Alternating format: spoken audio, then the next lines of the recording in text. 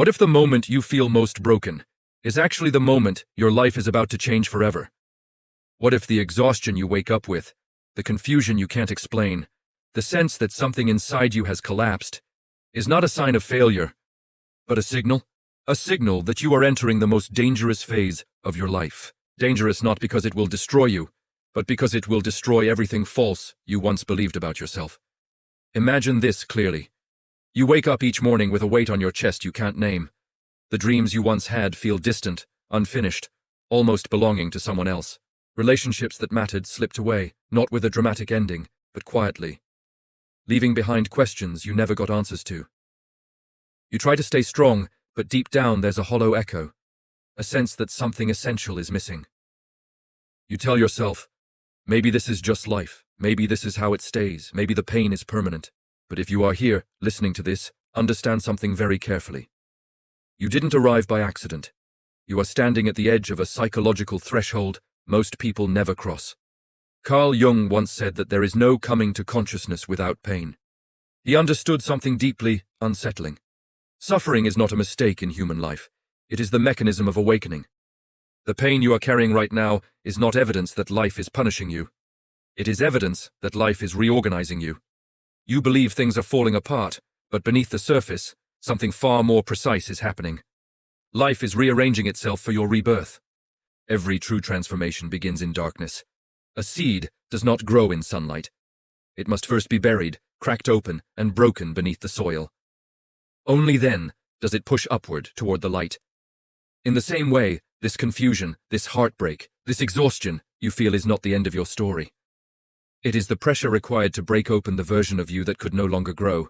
You are not becoming weaker. You are being reshaped into someone stronger, wiser, and more conscious than you have ever been. Jung believed the human soul is divided into two fundamental realms, the light and the shadow. The light is the self you present to the world, your achievements, your personality, your social identity, the parts of you that earn approval. The shadow is everything you were taught to suppress, your anger, your grief, your fear, your unmet needs, your pain. Most people spend their entire lives running from this shadow, numbing it, distracting themselves from it, pretending it doesn't exist.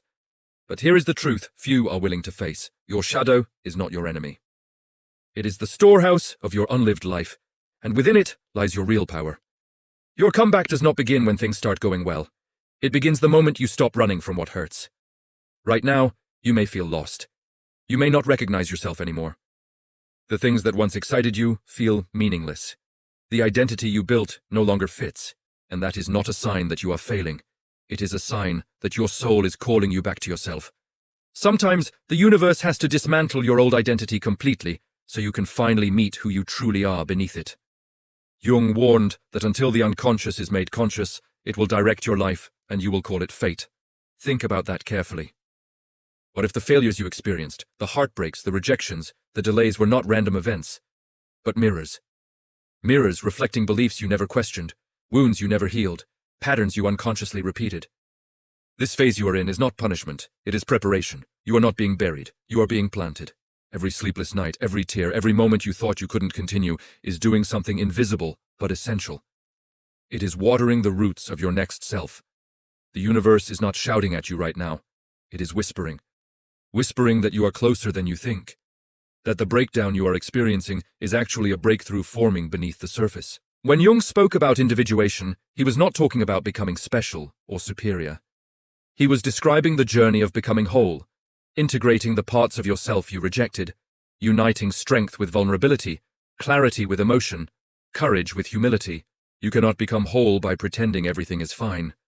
You become whole by facing yourself honestly, deeply, and sometimes painfully.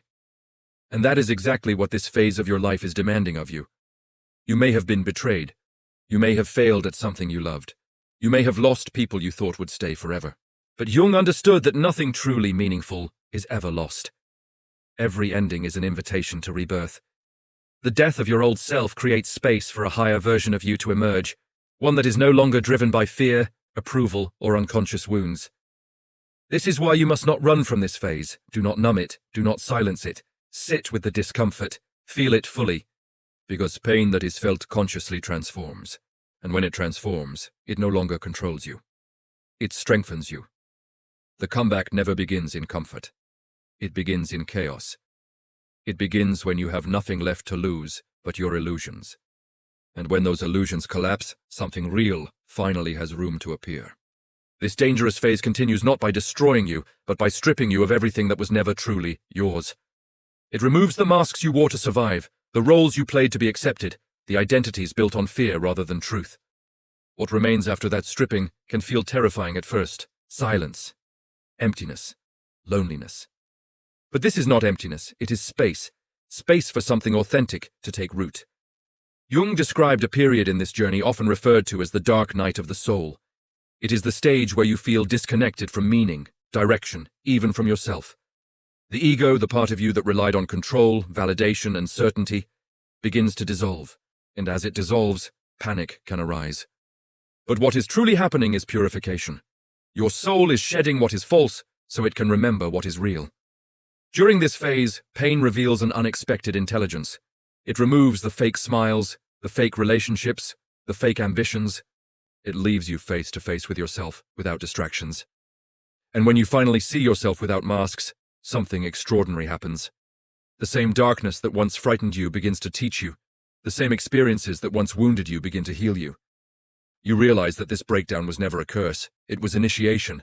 Most people search outside themselves for meaning, success, love, recognition, validation. Jung warned that this outward chase keeps people asleep. Awakening begins the moment you turn inward and ask a different question. Not, why did this happen to me? But, what is this trying to show me? Every pain carries a message. Every loss carries instruction. Every failure is an initiation into deeper awareness. You are not the same person you were a year ago, or even a month ago. You have walked through fire. You have survived moments you once believed would destroy you. That is not weakness. That is evolution. One day you will look back and realize this chapter, the loneliness, the confusion, the emotional collapse, was the most powerful turning point of your entire life. Perhaps right now, you are tired of being strong. Perhaps you are waiting for a sign that all of this has meaning. Let this be that sign. The people who left were meant to leave. The doors that closed were never your doors. The delays, the detours, the rejections were not obstacles.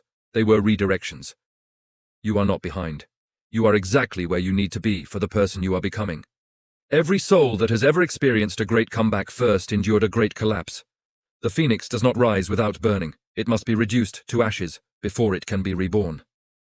In the same way, you are burning away old fears, old identities, old limitations. This fire is not punishment. It is purification. You cannot enter your next chapter carrying the weight of who you used to be. As surrender replaces resistance, something subtle but powerful emerges. You begin to move with calm instead of panic. You stop chasing and start attracting. You stop forcing and start aligning. You realize that the universe did not take anything from you. It replaced it with something truer, something real. Your comeback is not about revenge. It is not about proving anyone wrong. It is about peace. The peace that comes when you stop fighting yourself. When you integrate your shadow instead of denying it. When you become whole. You will notice changes.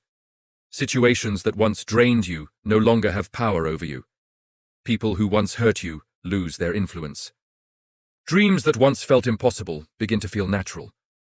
Not because the world changed, but because you did. When inner alignment occurs, outer reality follows. Jung believed that the purpose of life is not happiness, but wholeness. Happiness is fleeting. Wholeness endures. It is the union of your light and shadow, your strength and softness, your courage and compassion. When you reach this state, you no longer fear darkness, because you understand that light is born from it. You are not becoming stronger. You are remembering your strength. Every scar you carry now tells a story not of defeat, but of courage. The nights you cried were not wasted. They built your foundation, and now here you are, still standing, maybe tired but unbroken, maybe scarred but wiser. This is what a real comeback looks like. Quiet, deep, unshakable. And this is why this moment is not your ending. It is your resurrection, the beginning of the greatest chapter of your life.